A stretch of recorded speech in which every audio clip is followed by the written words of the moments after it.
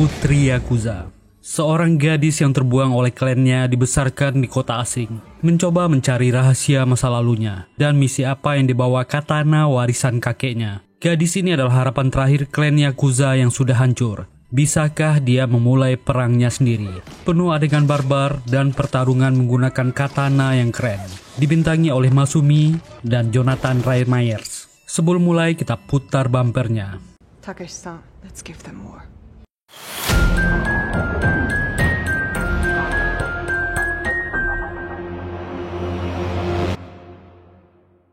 20 tahun yang lalu, kota Osaka, Jepang. Klan Takikawa, keluarga Yakuza terbesar di kota Osaka, Jepang, sedang mengadakan pesta ulang tahun untuk putra pertamanya. Bukannya kegembiraan yang terjadi, itu adalah tragedi yang memilukan. Semua yang menghadiri pesta dibantai. Hanya seorang gadis kecil yang diselamatkan seorang pria lolos dari tragedi yang memilukan itu.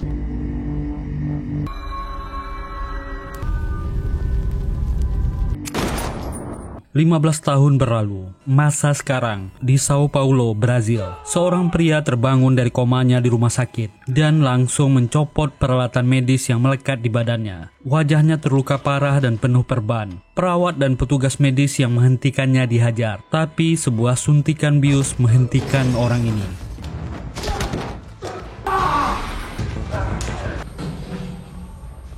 Di sebuah dojo kendo, seorang gadis yang bernama Akemi berlatih kendo dengan senseinya, Chiba.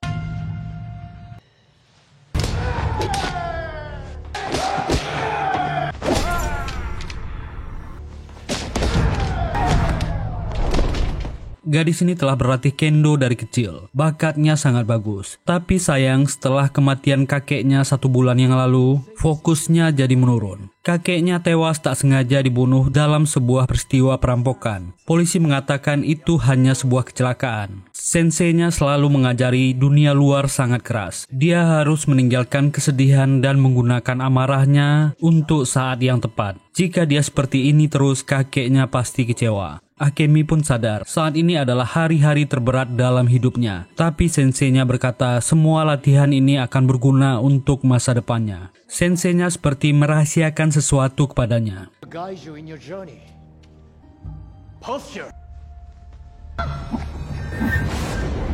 Ternyata dojo ini berada di Brazil. Untuk diketahui, Brazil adalah kota kedua setelah Jepang, yang mana sangat banyak warga keturunan Jepang yang tinggal di sana. Akemi melanjutkan langkahnya, melewati komunitas kota yang disebut Nikeburajiru Jin, kembali ke kota Osaka, Jepang. Pria ini bernama Takeshi, petinggi klan Kenichi. Klan Yakuza terbesar di Osaka terbentuk 15 tahun yang lalu. Dia menyusuri lorong menuju ruangan bawah. Kantornya ternyata menyamar menjadi sebuah restoran dan melewati para koki yang sedang memasak. Tepat di sebelahnya ternyata ada ruangan rahasia. Ada seorang pria yang bernama Yoshiaki sedang disiksa, tersangka penggelapan uang klan Kenichi. Takeshi menyuruh para penjaga untuk berhenti menyiksa orang ini. Yoshiaki memohon. Dia telah lama berbakti kepada klan. Dia memohon agar keluarganya jangan dilibatkan. Sebelum dia dieksekusi, dia akan mengatakan rahasia besar kepada bosnya ini. Dia ingin berbisik di telinga Takeshi.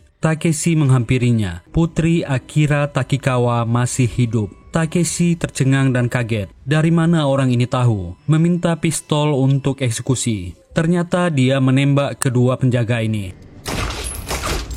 Dia berkata lirih, Yoshiaki telah membongkar rahasia gelap yang tak boleh orang tahu. Siapa lagi yang tahu soal ini? Yoshiaki menjawab hanya Ayabun dan dirinya yang tahu. Ayabun telah menyewa seorang asasin untuk keluar negeri. Takeshi pun menghabisi orang ini. Sementara di Brazil, Akemi bergegas. Dia telah terlambat untuk bekerja. Wanita tua ini Nyonya Sugihara, bos penjual pernak-pernik aksesoris. Akemi bekerja paruh waktu untuk wanita ini. Akemi pun melanjutkan pekerjaannya di malam itu. Wanita ini adalah teman dekatnya, Samara. Dia mengingatkan Akemi. Dia sudah memesan tempat di klub besok untuk merayakan ulang tahunnya. Jangan sampai dia tak datang. Selesai bekerja, Akemi pulang ke rumah. Hidupnya terasa kosong sekarang setelah kematian kakeknya Ren Oshina. Dia sempat terfikir untuk kembali ke Jepang, untuk melupakan tragedi yang menimpa kakeknya. Kembali ke rumah sakit, pria misterius ini kita panggil Max. 2 orang petugas kepolisian datang dan dokter menjelaskan. Orang ini tidak ingat namanya dan tak punya memori. Mereka sudah menghubungi seluruh konsulat yang ada di Brazil, tapi tidak ada data orang ini. Kedua petugas ini menginterogasinya dan membawakan sebuah katana yang ditemukan saat dia tak sadarkan diri. Bahkan katana inilah yang mungkin melukai wajahnya. Max menjawab dia tak ingat dan tak mengenalinya. Tapi Max punya rencana lain. Ketika melihat pedang itu, dia merasakan sesuatu.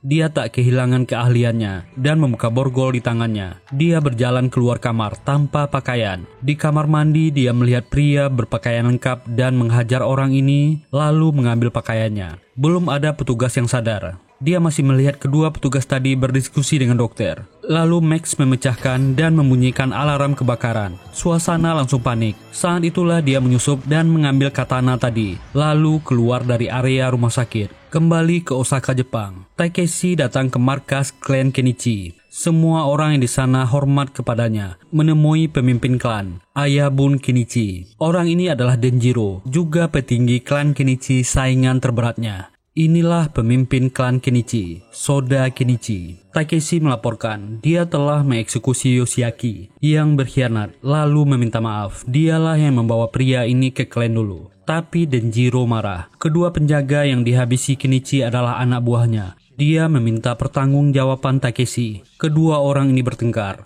Dia harus bertanggung jawab kepada pemimpin klan. Takeshi mengalah. Dia akan memotong jarinya untuk membuktikan kesetiaannya. Tapi dia dihentikan oleh Soda Kenichi. Takeshi adalah salah satu bawahan terbaiknya. Tapi Denjiro tetap tak terima. Kedua orang ini masih bertengkar. Dia tak puas dengan sikap Takeshi. Kedua orang ini saling memaki dan memberi ancaman. Sebelum pulang ke Jepang bulan depan, Akemi yang masih terkenang dengan kakeknya membuat tato. Lambang itu sering dia lihat. Bahkan kakeknya selalu memegang sapu tangan bordir yang bergambar logo itu. Dia bahkan tak tahu ini logo apa. Kembali ke Max yang berjalan menyusuri kota. Dia masih bingung ingin kemana. Nama dan siapa dirinya dia tak ingat. Dia mulai membuka semua perban di wajahnya. Wajahnya penuh luka sayatan katana. Petunjuk satu-satunya cuma katana ini. Sebuah katana dengan tulisan Muramasa di bilahnya. Sementara di klub, Samara dan Akemi merayakan ulang tahunnya. Seorang berandal tertarik kepadanya. Akemi mengatakan, bulan depan dia akan kembali ke Jepang dan melanjutkan hidupnya di sana. Samara selalu mendoakan yang terbaik untuk sahabatnya. Saat itulah nama Akemi dipanggil untuk menyumbangkan sebuah lagu. Ketiga berandal ini berdiskusi. Bahkan orang ini berniat akan memiliki Akemi malam ini. Pria ini mulai naik ke atas panggung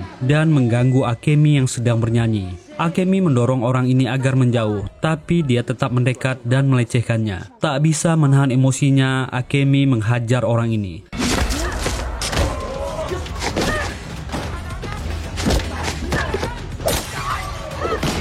Tapi keributan mereka dihentikan oleh seorang penjaga. Ketiga berandal ini tak puas dan ingin melanjutkan urusan di kantor polisi. Sensei Chiba datang sebagai penjamin dan menyuruhnya pulang. Max sampai di sebuah toko antik yang sudah tutup. Dengan sedikit dorongan, dia memasuki toko, melihat barang-barang di dalamnya. Ketika melihat sebuah sarung pedang, tanpa ragu dia menyarungkan katana miliknya. Pemilik toko keluar dan marah bagaimana dia bisa masuk ke sini. Dengan marah, Max meletakkan pedangnya. Tolong ceritakan tentang katana ini. Ketika pria ini melihat katana dan tulisan Jepang itu, sikapnya langsung berubah. Dia akan membayar $1.500 tunai. Max hanya ingin cerita tentang katana ini. Tapi pemilik toko ini tak kehilangan akal. Dia malah menawarkan Max koleksi pistolnya. Dia akan tukar tambah katana milik Max. Karena Max tak mau, dia mengancam dan menelpon polisi. Itu membuat Max marah dan menghajar pemilik toko ini. Dia hanya ingin cerita tentang katana ini.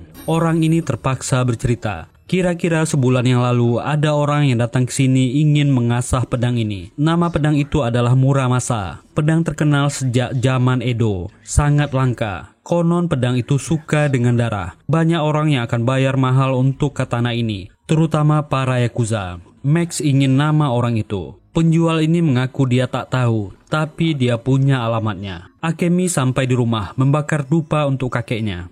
Dia telah berumur 21 tahun sekarang, dan dia ingin pulang ke Jepang. Dia menangis sedih ingat kenangan tentang kakeknya. Besoknya Max kembali berjalan. Dia berjalan menuju alamat yang diberikan, dan menemukan tempat itu. Lalu memasuki apartemen. Mungkin dengan menemukan orang ini, dia bisa menemukan petunjuk tentang identitasnya. Ternyata itu adalah apartemen Akemi. Berarti pemilik katana ini adalah kakek Akemi, Ren Oshina. Tak ada siapa-siapa di dalam. Akemi telah pergi kerja. Max memutuskan untuk menunggu di sana. Ternyata Takeshi telah sampai di Brazil. Dia memberikan sebuah koin berlambang dan pistol berikan oleh gangster yang mengemudi mobil. Saat Akemi pulang menuju apartemennya, ternyata para berandal kemarin telah menunggunya. Mereka mengejarnya dan menaiki apartemen. Akemi melawan, tapi dia menjatuhkan HP-nya. Ketiga orang ini tetap ngotot, bahkan menembaknya.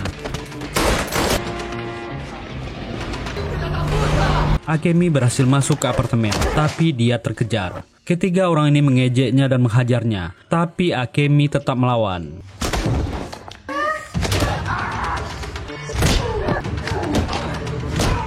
Dan dia tersudut. Mereka akan melecehkan Akemi. Saat itulah Max mengintip dari dalam dan menyerang orang-orang ini. Orang-orang ini marah dan menembak.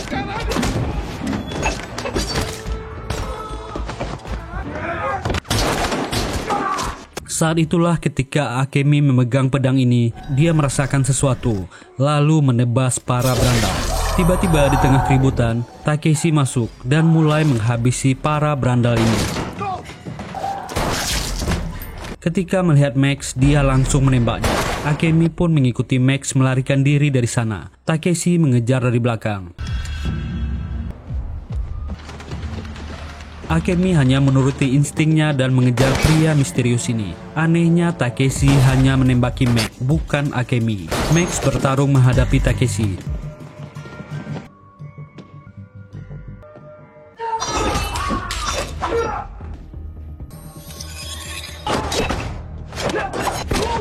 Katana terlepas dari tangannya, dan Max berhasil menjebak Takeshi terkurung di lift.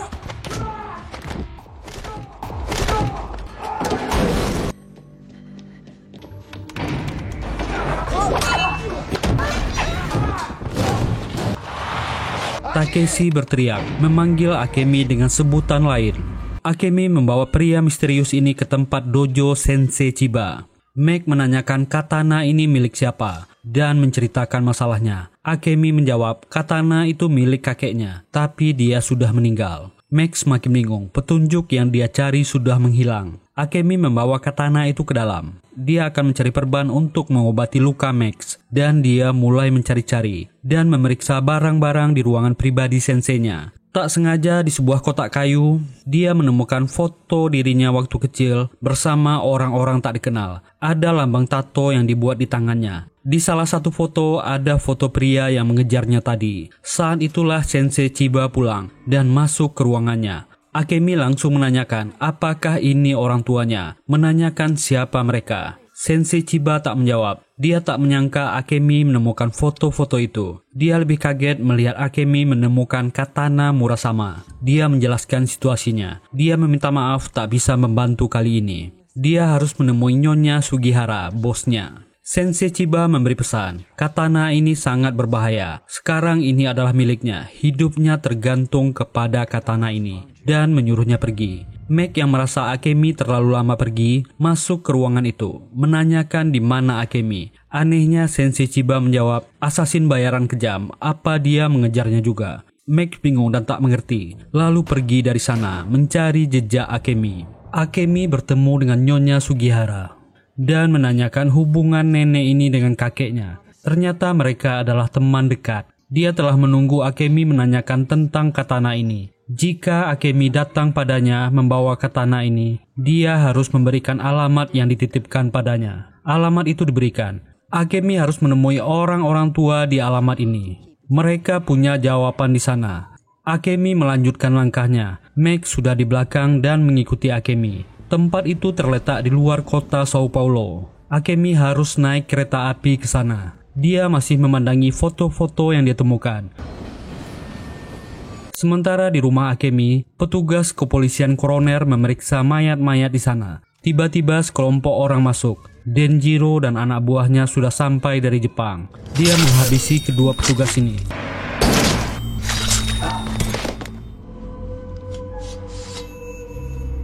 Dan memeriksa tempat itu. Dan menemukan foto Akemi. Akemi terbangun dari tidurnya. Meg sudah ada di sebelahnya. Mereka pun berjalan berdua menuju alamat yang diberikan. Meg menjelaskan situasinya. Dia benar-benar tak ingat apapun. Nama, asal, semuanya kabur. Tapi nalurinya selalu ingin mengikuti katana warisan kakek Akemi. Mereka sampai di komplek perumahan tua itu. Tempat itu lusuh dan tak terurus. Mereka memasuki rumah. Ada dua orang pria tua di sana, menanyakan siapa mereka dan mengusirnya. Tapi ketika katana Muramasa ditunjukkan, kedua orang tua ini memberi hormat. Seorang nenek yang bernama Akiko masuk ke ruangan itu. Dia ingin Akemi mengikutinya di belakang. Tinggalkan temannya di sini. Kedua kakek ini akan mengurusnya. Max dengan terpaksa menunggu di sana dengan kedua kakek aneh ini. Kedua kakek ini mengenali luka di wajah Max. Luka katana yang tak bisa hilang itu. Itu adalah tebasan Muramasa.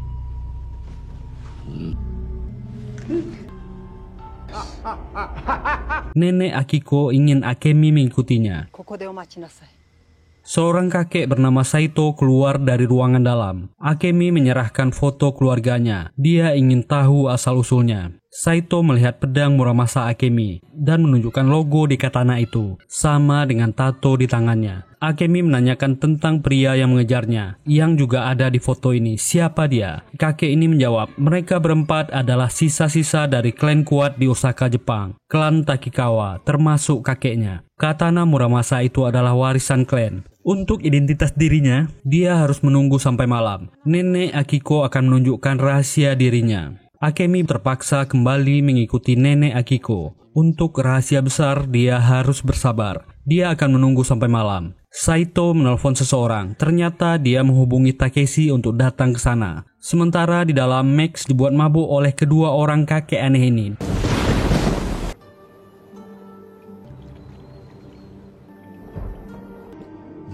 Malam datang, Akemi diminta untuk istirahat. Tengah malam nanti dia akan datang lagi untuk membawanya ke suatu tempat. Meg yang sudah mabuk dan tak sadarkan diri diseret menuju gudang dan dikurung di sana. Saito datang, kedua kakek ini melapor mereka harus apakan asasin ini. Kakek Saito meminta mereka menunggu. Takeshi lah yang akan memutuskan. Hujan gerimis mulai turun tengah malam itu.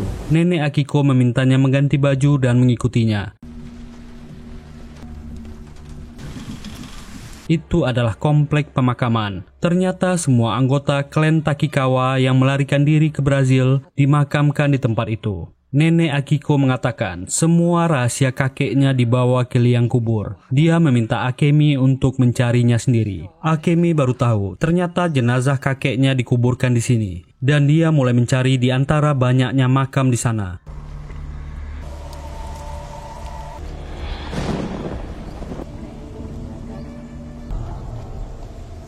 Akhirnya Akemi menemukan makam kakeknya, mencoba mencari rahasia apa yang ada di makam itu. Ternyata ada laci batu di bawah nisan. Di sanalah kakeknya menyimpan rahasia besar itu. Dia akhirnya menemukan rahasia yang selama ini disimpan kakeknya. Kliping koran dan foto tentang apa yang terjadi pada klan Takikawa. Dia adalah putri bungsu klan Takikawa yang menghilang ketika kecil. Ayah ibunya dan kakaknya dihabisi pada hari itu. Foto-foto dirinya dan keluarga besarnya ada di sana. Kegiatan Akemi terhenti, ada orang yang datang ke sana. Akemi bersiap mencabut pedangnya.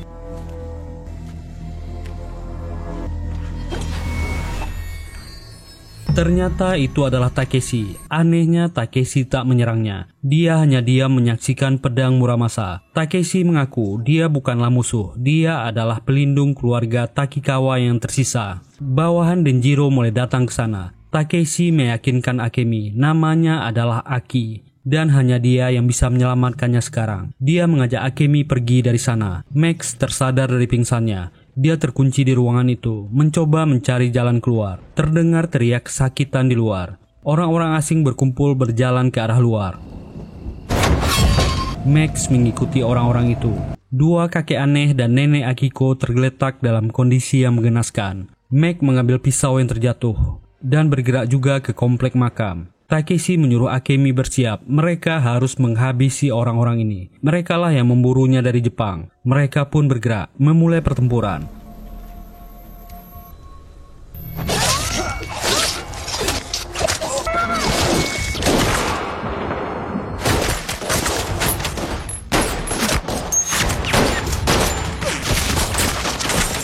Dihujani tembakan, Takeshi dan Akemi berlari keluar dari sana. Akemi dengan katananya menari. Dia merasa punya kekuatan lebih ketika menggunakan katana ini. Ternyata itu Denjiro dan antek-anteknya. Dia sudah menangkap kakek Saito. Ternyata disinilah orang-orang klan Takikawa bersembunyi. Kakek Saito memakinya. Dia akan tewas oleh Muramasa. Denjiro mengeksekusi kakek Saito. Mereka sudah hampir sampai di mobil. Tembakan datang. Tiba-tiba Max datang dan menghabisi anak buah Denjiro.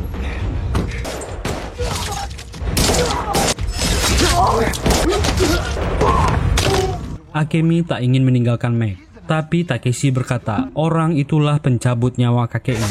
Dia adalah asasin yang disewa. Akemi sangat kaget mendengarnya. Mereka berhasil lolos dari sana. Ketika mereka berhenti, cerita masa lalu siapa dirinya makin terungkap. Ren Oshina atau Daisuke bukanlah kakeknya. Dia adalah tangan kanan Takeshi. Demi tugas, dia meninggalkan keluarganya di Jepang. Takeshi menjelaskan sejarah panjang Akemi. Ayahnya adalah Akira Takikawa, ketua klan Takikawa, klan Yakuza terbesar di Osaka. Ayahnya punya banyak musuh. Salah satunya adalah Soda Kenichi, pendiri klan Kenichi. Tumbuh besar di klan Takikawa, tapi akhirnya mengkhianati ayahnya, merampok seluruh aset klan Takikawa. Saat pesta itulah, Kenichi dan tangan kanannya Denjiro menghabisi seluruh klan Takikawa, memburu seluruh sisa-sisa klan. Dia berpura-pura takluk kepada Kenichi, menunggu kesempatan membalas dendam. Cuma Akemi yang berhasil dia selamatkan. Dia mengirim Ren Oshina ke Brazil untuk membesarkan Akemi. Karena Akemi lah satu-satunya pewaris darah klan Takikawa. Bos musuh tak mau itu terjadi. Makanya dia mengutus asasin bayaran untuk menghabisi Ren Oshina dan Akemi. Tapi Akemi beruntung. Karena asasin itu kehilangan ingatan. Tak menghabisinya, malah membantunya. Mereka bergerak dari sana. Takeshi bersikeras. Dia akan membawa Akemi kembali ke Jepang. Dengan menggunakan koneksinya di sini. Jika dia pulang ke Jepang, seluruh anggota klan Takikawa yang bersembunyi pasti muncul. Dan mereka bisa memulai perang dengan klan Kenichi. Dia harus mengemban tugas untuk membangkitkan klan lagi. Akemi masih mengolah informasi yang mengejutkannya ini. Gadis ini masih tak yakin. Itu adalah perang Takeshi, bukan perang dirinya. Dia tak ingin melanjutkan perang. Takeshi meyakinkannya, ini adalah takdirnya. Tak ada yang bisa mengubur masa lalu. Dia tak bisa tinggal di sini lagi. Dia harus kembali ke Jepang. Tapi Akemi yang ragu meninggalkan Takeshi. Takeshi mendapatkan tanda dari salah satu gangster. Akemi menuju kemana? Akemi ternyata kembali menemui Sensei Chiba. Tapi penghuni dojo termasuk Sensei Chiba tewas bersimbah darah. Ini semua adalah perbuatan Denjiro dan anak buahnya. Akemi kembali kehilangan orang-orang terdekatnya. Dan sangat kebetulan Max sampai di sana. Akemi menyangka pria inilah pelakunya. Dan dia cuma berpura-pura membantunya. Max yang tak mengerti apa-apa menyangkalnya, bukan dia pelakunya. Meminta Akemi tetap tenang. Tapi gadis ini sudah terbalut amarahnya. Dan menghajar Max sampai bersimbah darah dengan katana kayunya.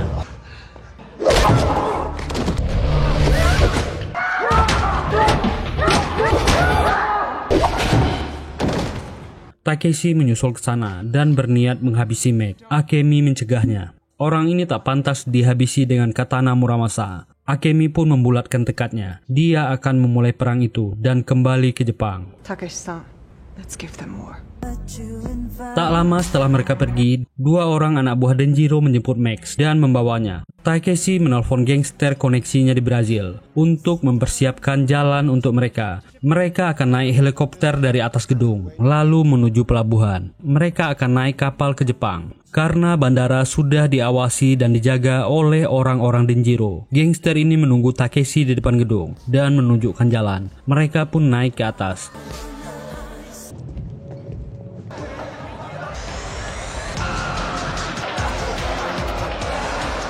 Ternyata gangster ini sudah dibayar Denjiro untuk menjebak dan menghabisi mereka berdua. Takeshi dan Akemi bertarung dengan orang-orang ini.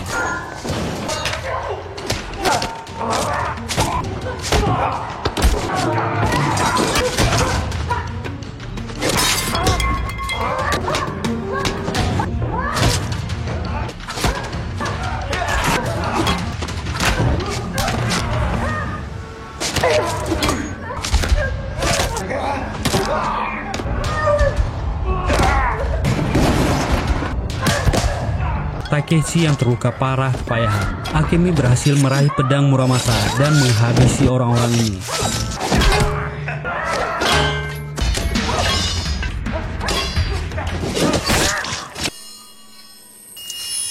Mereka melanjutkan perjalanan ke atap. Akhirnya mereka sampai, tinggal menunggu helikopter menjemput. Tapi tempat ini sudah dikuasai oleh Denjiro dan anak buahnya. Denjiro dan anak buahnya masuk ke atap. Max sudah ditangkap mereka. Denjiro mengejek Takeshi. Dia sudah menyangka Takeshi adalah pengkhianat klan. Dia hanya membuang-buang waktunya untuk membangkitkan klan Takikawa lagi. Dia hanya bermimpi. Takeshi menjawab, orang sepertinya tak pernah tahu apa itu kehormatan. Denjiro mencabut pedangnya, berniat menghabisi Takeshi. Orang ini sudah terluka parah. Takeshi meregang nyawa demi harapan terakhir klan Takikawa.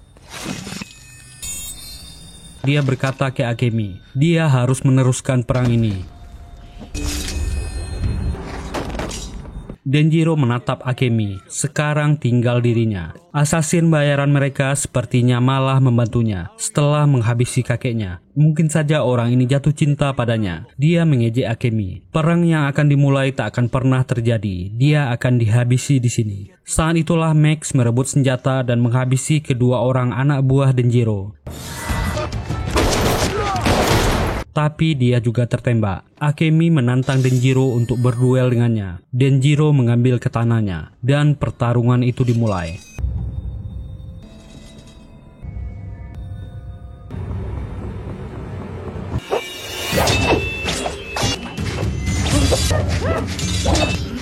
Di tengah pertarungan, Denjiro masih mengejek Akemi. Tapi dia salah. Dengan katana Muramasa di tangannya, Akemi berhasil memenangkan awal perangnya.